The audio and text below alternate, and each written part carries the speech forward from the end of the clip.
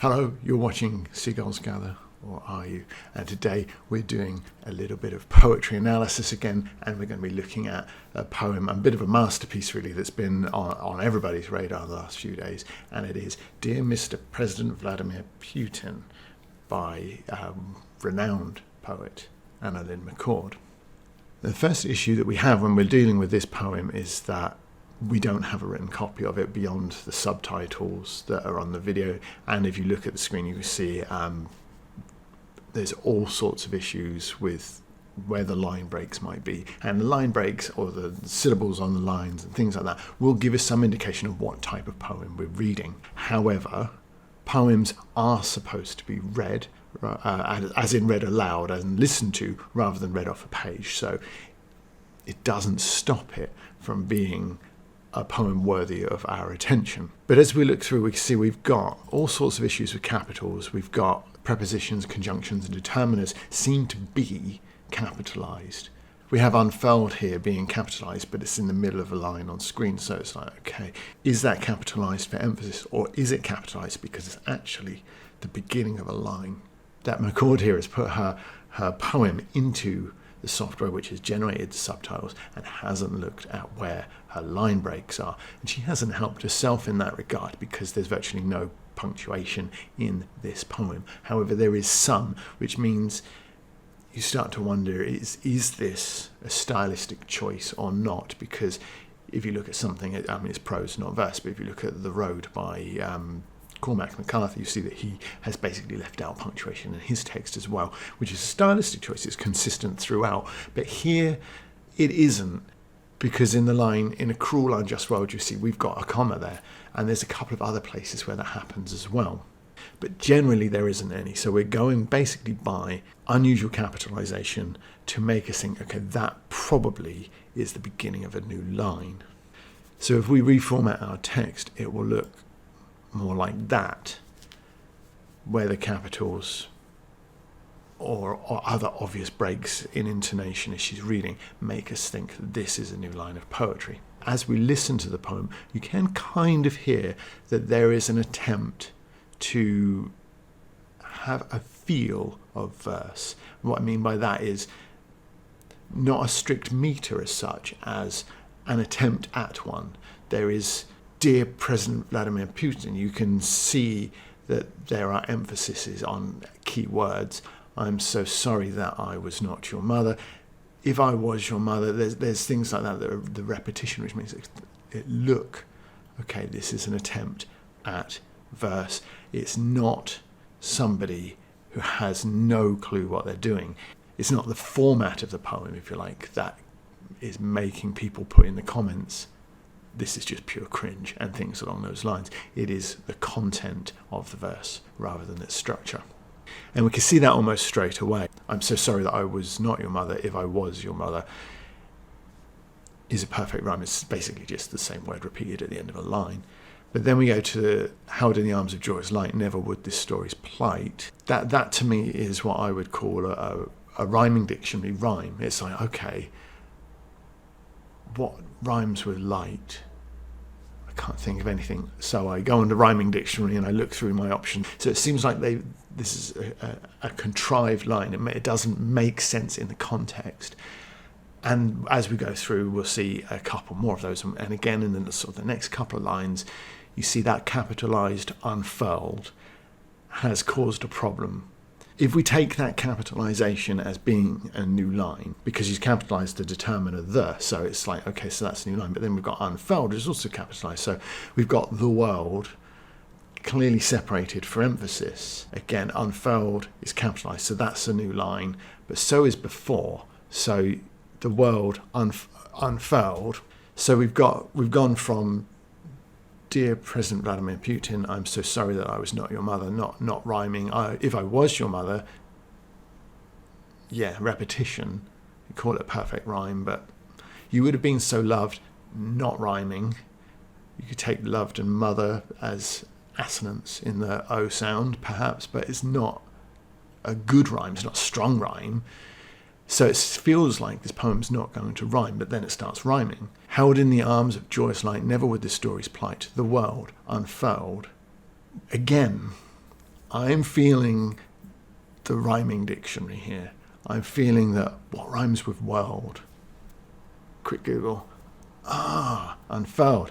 Before our eyes, a pure demise. And I've added the pure there because she said it, but it's not in the subtitle, so it wasn't part of whatever she was reading from. And I'm feeling the rhyming dictionary. I really am feeling the rhyming dictionary. So what rhymes with eyes? Demise. Yeah, that's good. Of a nation sitting peaceful under a night sky. So you've gone from the world, unfelt, before our eyes, a pure demise of nation sitting peaceful under a night sky, which is wrong anyway because it should be peacefully, because that is an adverb, not an adjective. How is the nation sitting? Peacefully.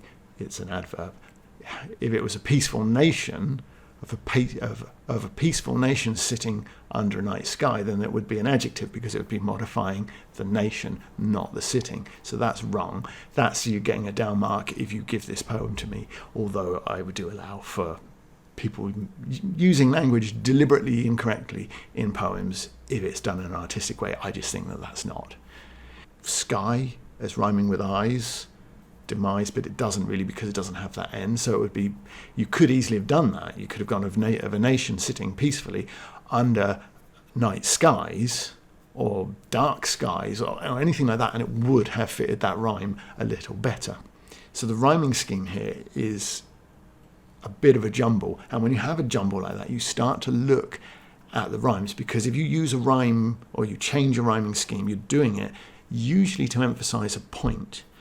But what happens is if your point doesn't stand out, then your rhyme stands out. And when you go, I can't imagine the stain, the soul-stealing pain, I'm feeling the rhyming dictionary on it, on every rhyme, because they stand out rather than make whatever they're trying to tell the listener stand out. And you've got, stain, soul-stealing pain, so you've got a little bit of sibilance there. Perhaps you'd prefer to call it alliteration because it is always at the start of the word. So then you've got that little boy you must have seen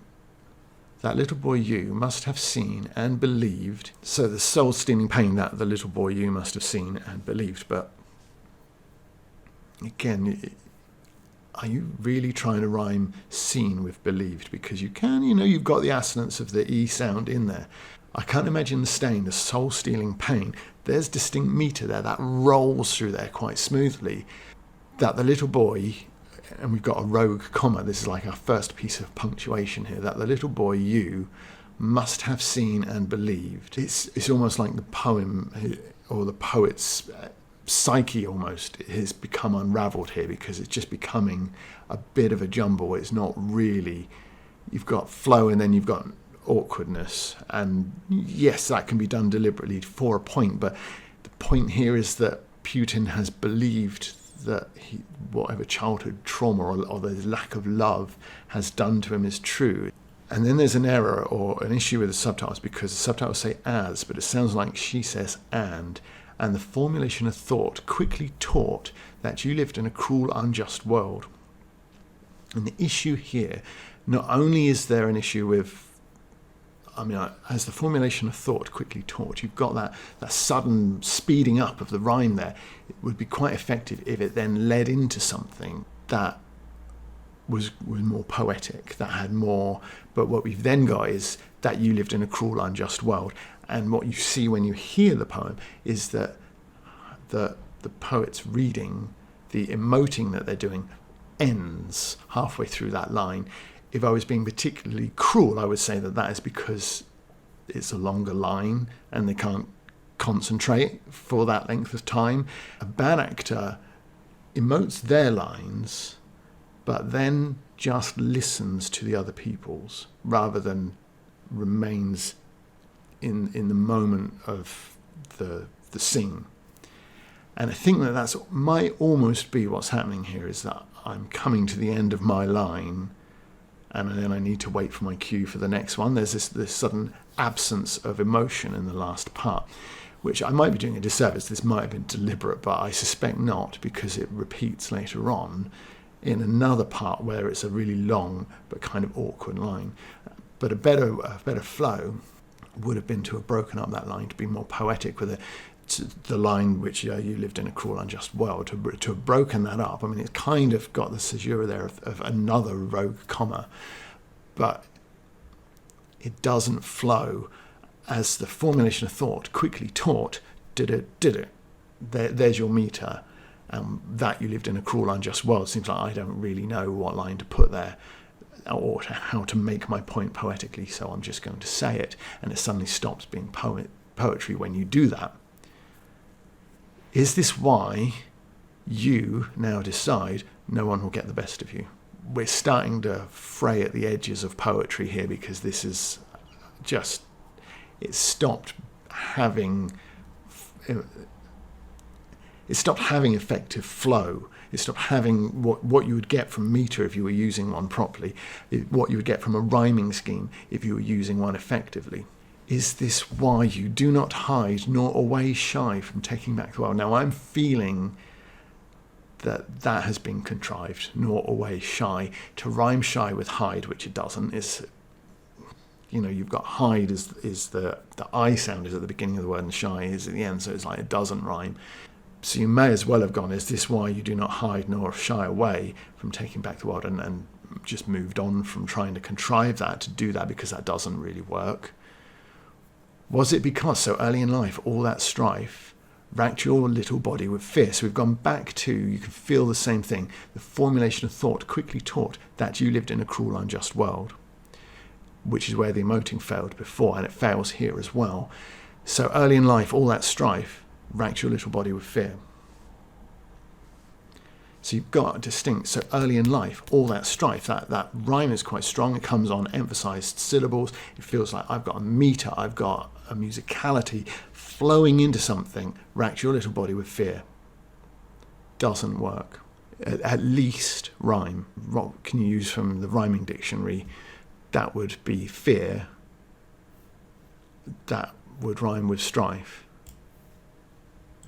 Let's do the search. Strife, fright. There you go. So you could go, so early in life, all that strife racked your body in fright, or something, at least rhyme.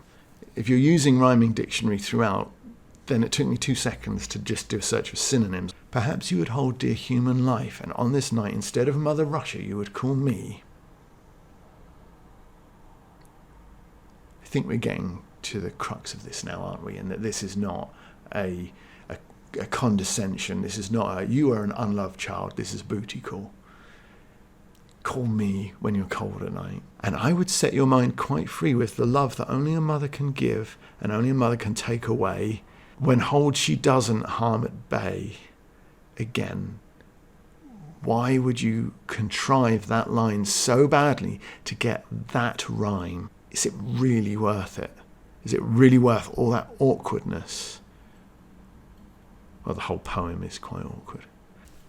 So in terms of structure and rhyming scheme, I think, and in meter, I think it's just such a jumble that it's hard to say this is a deliberate attempt, that I'm using the jumbling to create an emotive effect. Because again, the overpowering emotive effect of this poem is actually just that it's enormously cringe, and especially with the reading of it, with the earnest furrowed brow mixed in with this sort of condescending, it's just horrible. And I think that's why mostly in the comments are of that kind of thing. That's, oh, this is cringe, this is awful, this is terrible. I think that the reading of it and the fact that it's just a real strange sort of jumbling mess of not knowing when to rhyme, not knowing why you're rhyming, but having a rhyme and pushing ahead with it anyway. If I got this on my desk at the end of a poetry class, I would not fail this, because there's enough in it that shows an understanding of poetry that it isn't as bad as some of the poems that I've looked at on this channel. But that doesn't in any way make it good. And when I teach poetry to 12 and 13-year-olds, so I don't think that Mccord is 12 or 13, so I would hope for something better. But it has to be said that in terms of the way her emoting sort of cuts off before the end of certain lines, I suspect that she's not a great poet or a great actress. So what I'm going to do now is I'm going to put that poem into a bit of software that's going to analyse the language for us. And sometimes the linguistics that it throws up gives us an insight into the style of the poet, the words that are used perhaps more in the poem than they are in our everyday speak, and it gives us an idea of the feel, of the tone sometimes, and of any hidden subjects. And I did think that perhaps the way the capitals were coming in the text on the screen, that there might have been a little code in there, that it might have been, if it was laid out on the screen appropriately, almost an acrostic, like it would spell a message down the side, but it actually doesn't. But Antconc, that's the software I'm going to use, might throw up something interesting. So let's have a look. Okay, so what we're looking at here is the word list, and it would have been nice if this software was clever enough to have left out closed word classes like determiners and prepositions if you ticked the option to not include them. So then we would see that the most commonly used word in the poem is actually I or you. So what we see from that is we get an idea that this is as much about the poet as it is about the you, which obviously is Putin. So let's have a look. What you can also see is the positioning of I is always in the subject position of the clause. I can't imagine, I can't believe, I know, I was, I would. And even when it's I'd, that's if only I had. So again, we've got I in that subject position, meaning that the I is consistently the subject of the poem, if you like. I am so sorry. It's like in every instance that I is used, it's used as the subject before the verb, so it's the subject doing something. Let's have a look at you. So you can see quite a lot of the time here that the I is used as a subject, giving the poet the agency here, and that the you is quite often positioned in the object position.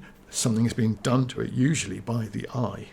So what that means is that this poem is not about Vladimir Putin at the most basic level. It's about the I. It's about the poet. It is, if you even just looking at the linguistics of it, it is about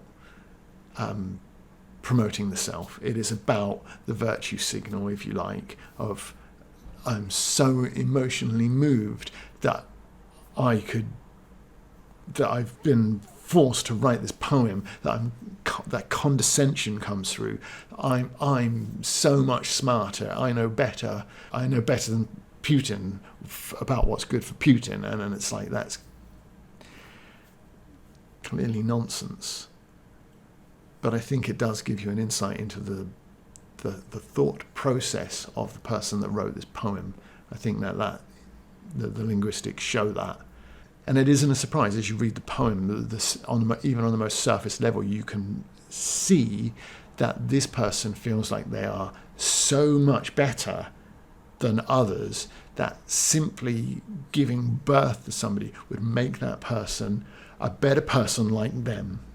It is an ego stroke of the worst kind because it comes from the ego itself, and the linguistics show that it's the poetics of it are poor. The linguistics of it lay bare that it's quite unpleasant as well in how it worships the self.